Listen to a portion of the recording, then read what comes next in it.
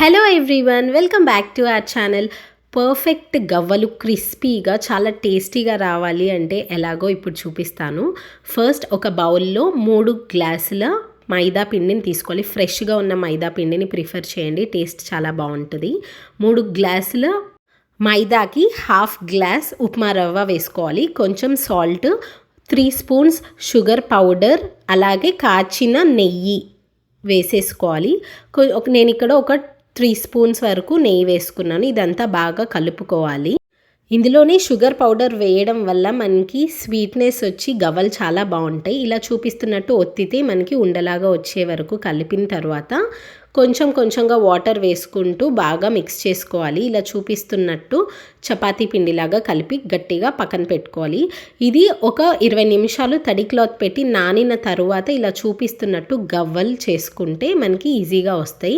ఒకవేళ గవ్వల్లో ఈ చెక్క లేదు అనుకుంటే మనం ఫోర్క్తో కూడా చేసుకోవచ్చు. నేను ఒక షార్ట్ అప్లోడ్ చేశాను, వీలైతే ఒకసారి చెక్ చేయండి ఎలా చేయాలి అనేది. వేడిగా ఉన్న ఆయిల్లో మనం ముందుగా ప్రిపేర్ చేసుకున్న ఈ గవ్వల్ని వేసేసుకొని ఫ్రై చేసుకోవాలి. వేసే టైంలో మనకి కొంచెం ముద్దలాగా అయిపోయి విడివిడిగా ఒక్కొక్కటి వేయాలి అంటే చాలా టైం పడుతుంది కదా. మొత్తం ఒకేసారి వేసినా కానీ పర్వాలేదు. ఆ వేడికి కుక్ అయిన తర్వాత మనకి దానంతటా అవే విడివిడిగా వచ్చేస్తాయి అన్నమాట. సో నార్మల్గా అయినా వేసేసుకొని మంచిగా మీడియం ఫ్లేమ్లో కుక్ అవ్వనివ్వాలి. ఇలా చూపిస్తున్నట్టు మంచి క్రిస్పీగా అండ్ అలాగే గోల్డెన్ కలర్ వచ్చే వరకు ఫ్రై చేసుకోవాలి. అప్పుడే మనకి లోపల కూడా ఉడికి క్రిస్పీనెస్ బాగుంటుంది. హై ఫ్లేమ్లో పెట్టేస్తే ఏంటంటే కలర్ వస్తాయి, బట్ లోపల మాత్రం కుక్ అవ్వదు. కాబట్టి మీడియం ఫ్లేమ్లో మంచిగా క్రిస్పీగా గోల్డెన్ కలర్ వచ్చే వరకు ఇలా చూపిస్తున్నట్టు ఫ్రై చేసుకోండి, టేస్ట్ బాగుంటుంది. ఇప్పుడు పాకం కోసం ఇక్కడ నేను 1.5 గ్లాస్ వరకు బెల్లం కొట్టి దంచుకున్న బెల్లంని వేసుకున్నాను. కొంచెం వాటర్ వేసేసుకొని స్టవ్ మీద పెట్టి మరగనివ్వాలి. ఇలా చాలా క్రిస్పీగా అయ్యే వరకు ఫ్రై చేసుకొని చూడండి. ఇలా తుంచితే మనకి మంచిగా విరిగిపోతాయి. వేడి మీద ఒకవేళ కొంచెం మెత్తగా అనిపించినా కానీ చల్లారిన తర్వాత చాలా క్రిస్పీగా వస్తాయి గవ్వలు. మీరు దేంట్లో అయితే ఈ పాకం ఇవన్నీ వేసుకోవాలనుకుంటున్నారో దానికి ఇలా నెయ్యి అప్లై చేసేసుకొని ముందుగా ప్రిపేర్ చేసుకున్న గవ్వల్ని వేసుకోవాలి.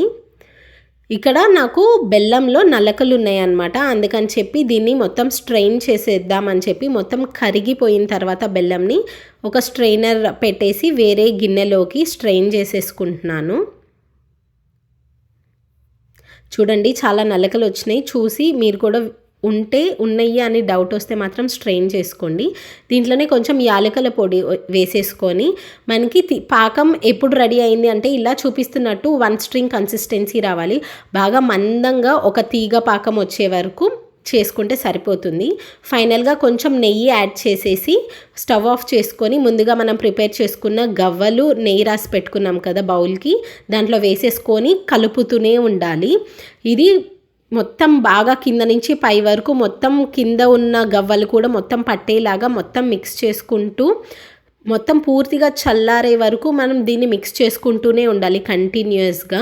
దీన్ని ఆపకూడదు. అట్లా ఆపేస్తే మనకి మొత్తం గవ్వలు అనేవి అతుక్కుపోతాయి అన్నమాట, విడివిడిగా రావు. కాబట్టి ఇట్లా కంటిన్యూస్గా కలుపుతూనే ఉండండి.